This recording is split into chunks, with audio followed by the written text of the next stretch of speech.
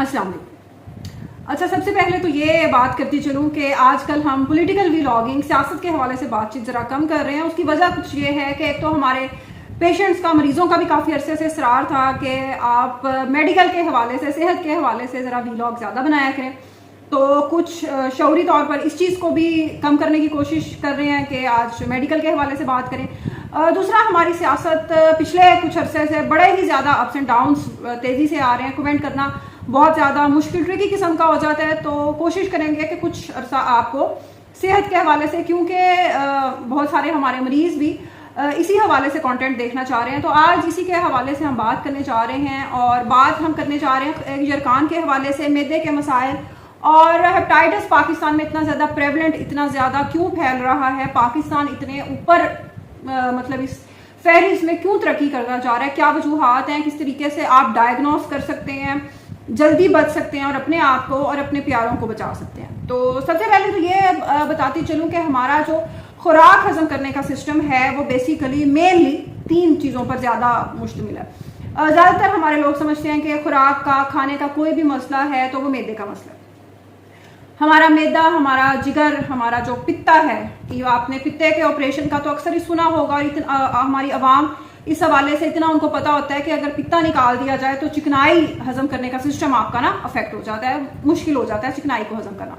तो ये तीनों चीज़ें मिलजुल कर काम करती हैं। ज़्यादा ऑब्वियसली मैदे का ही इसमें किरदार है, लेकिन हमारा जिगर जो यरकान का शिकार होता है बेसिकली, वो भी इसमें एक बहुत अहम किरदार अदा करता है। और अगर आप जानते हैं कि अगर जिगर में मसला हो जाए, कोई यरकान का मसला, किसी भी किस्म के यरकान का, B, C, A, E, किसी भी हवाले से, तो आपको खुराक हजम करने में काफ़ी सारे मसले पेश आ सकते हैं। सबसे बड़ी वजह जो पाकिस्तान में ये यरकान बहुत तेज़ी से फैल रहा है, उसकी एक वजह बहुत बड़ी ये है कि पाकिस्तान में सफाई का ख्याल नहीं रखा जाता। हमारे जो हेपेटाइटिस A और E हैं, जो आमतौर पर आंखें पीले होने की शिकायत के साथ लोग आते हैं और खाना बिल्कुल भूख खत्म हो गई है, बच्चे बड़े भी, इवन बच्चों में ज़्यादा, क्योंकि स्कूल कॉलेज वगैरह में अक्सर पानी वाली जगह जितनी भी हैं तो वो बहुत ज़्यादा अफेक्टेड होती हैं, यानी उसमें वायरस ये बहुत ज़्यादा पाया जाता है। नीचे ज़ेर ज़मीन पानी भी बहुत सारी जगहों का अफेक्टेड है इसके हवाले से। तो वो जरासीम पानी के जरिए फिर आप के जिगर को मुतासिर करते हैं, खास तौर पे ये जो आंखें पीली होने का मसला है।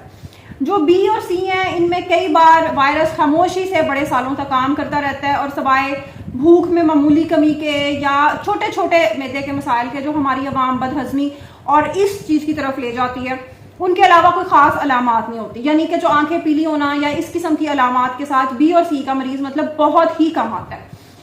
तो आपको खुद इस पर वर्कअप आपको करना पड़ता है। मसला कहाँ पे आता है? मसला ये आता है कि लोगों में जब भूख कम हो रही है या मैदा ठीक तरह से काम नहीं कर रहा, आपसे खाया पिया नहीं जा रहा, तो लोग बरस मतलब फॉर ईयर्स लोग क्या करते हैं कि साथ किसी करीबी डॉक्टर से दवाई ले ली, ठीक हो गया, थोड़ा सा आराम आ गया, फिर मसला हो रहा है, क्यों नहीं।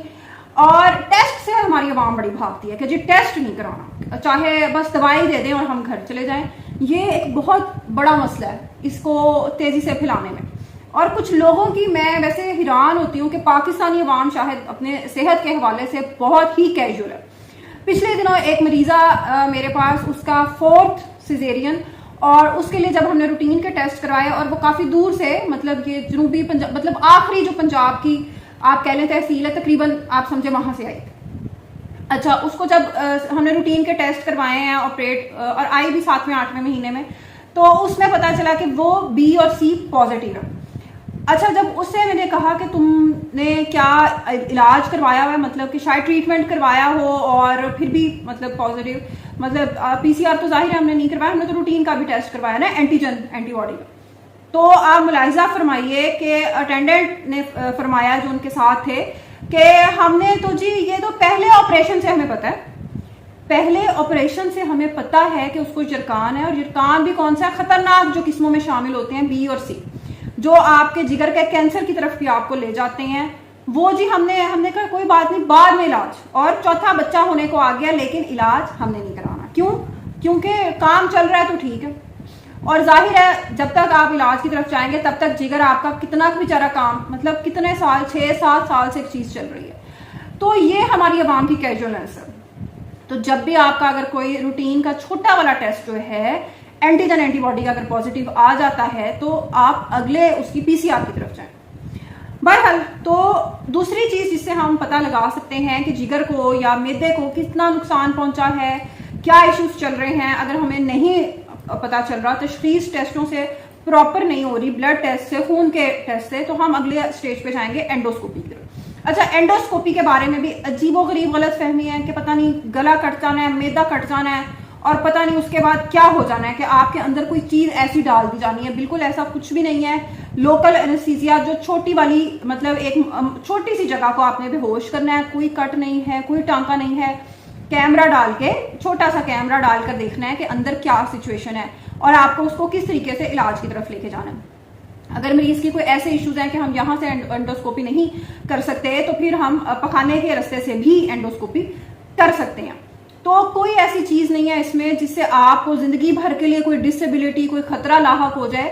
तो डरा ना करें, टेस्ट से अवॉइड ना किया करें, यह आपके ही बेहतर इलाज के लिए होता है। मतलब आप तसव्वुर ही नहीं कर सकते कि बाहर आप टेस्ट के बगैर कोई भी दवाई या कोई चीज शुरू कर सकें, लेकिन यहाँ पे हमारी वाम कहती है नहीं भाई, टेस्ट नहीं आपने करवाना तो टेस्ट जरूर करवाएं, क्योंकि उसी से आपका बेहतर इलाज होना मुमकिन हो सकता है। उससे परेशान ना हुआ करें।